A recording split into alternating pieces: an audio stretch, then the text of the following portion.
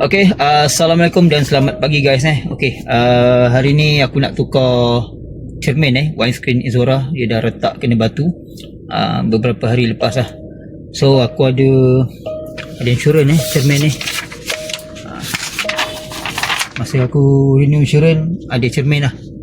Okay, ada ambil insurans cermin cover. Jadi kos kalau kita tengok dalam 800 lah di cover untuk windscreen ni. Okey, aku akan tukar dekat sini lah, Dr. Cermin tambah rinting masanya. Kat sini lah aku tukar. Okay, semalam aku dah tanya, dia kata kos 800 tu termasuk tukar windscreen dengan tinted lah. So okey lah, tak ada keluar duit lah. Sebenarnya aku nak tukar dekat Barokah Autoglass dekat Bandar Dato' On. Aku dah call, so dia orang kata tak ada stok cermin Izora ni. Nak tukar dekat Barokah Kota Masai, kedai dia macam dah tutup. Tak tahulah tutup terus ke tutup sementara. Aku tak tahu lah. So aku decide kita tukar dekat sini lah, Dr. Cermin jom kita tengok proses tukar cermin ni. Let's go.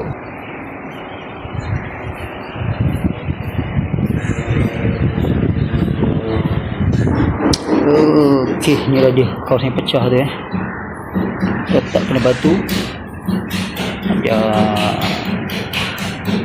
Ada nak raya kena.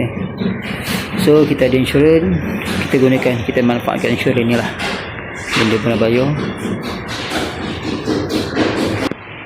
Okay, itu dia proses pertukaran windscreen ni.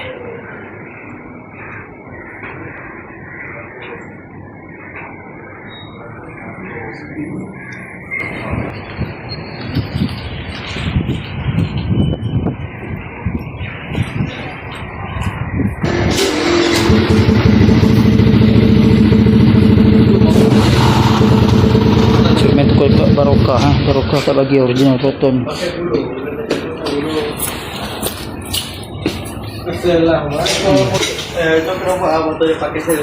Jadi ni original proton.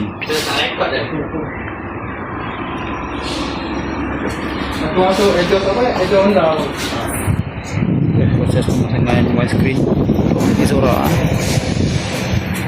Kedai ni dia bagi kita cermin original proton.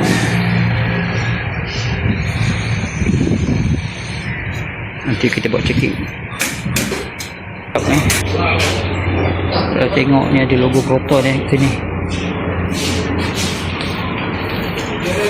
Original cermin dari proton. Okay, dah siap tunggu kering .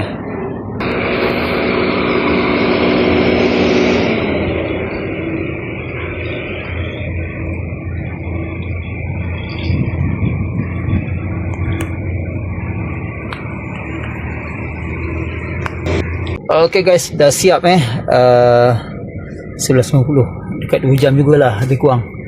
Okay, ni cermin baru lah, baru pasang cermin ni. So tinted dia pun kemas lah.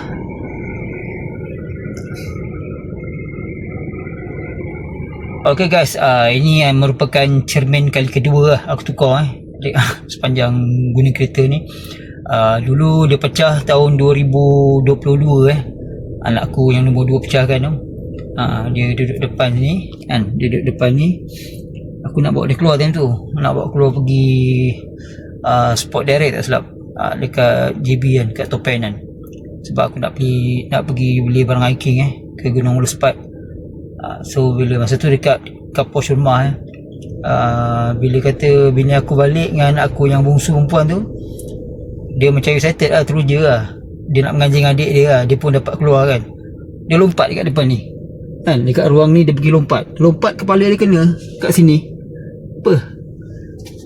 Habis retak memang retak 1000 lah. Dia lompat, sebab kepala dia okey, tak benjol ke tak ada apa-apa kan. Tapi cermin pecah lah time tu. Cermin tu original proton lah.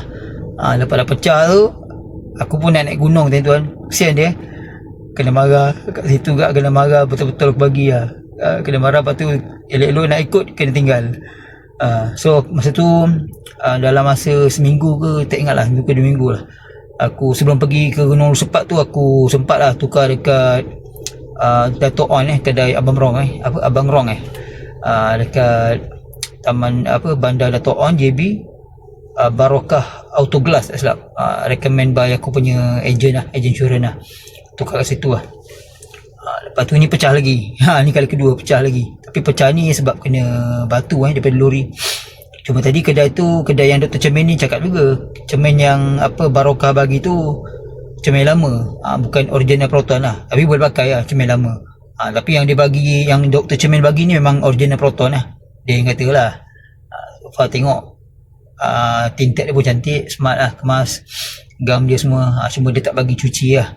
Cuci kereta dalam masa 3 hari lah yang cuci dulu. Lepas 3 hari kalau ada bocor, ada bunyi angin ke, baru datang kedai balik lah untuk repair. So itu je lah untuk hari ni. Dokumen yang diperlukan untuk tukar windscreen ni ada, tak silap ada 4 tadi.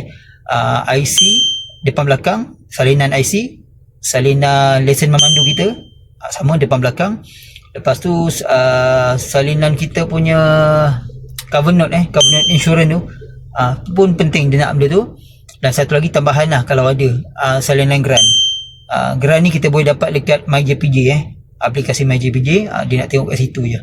Itu je lah dokumen dia, 4 tu je, tak banyak Lepas dah ada 4 tu proceed lah. Aku tak keluar 1 sen pun lah, tak ada keluar. Tinggal tukar cermin dah, pasal tinted settle lah.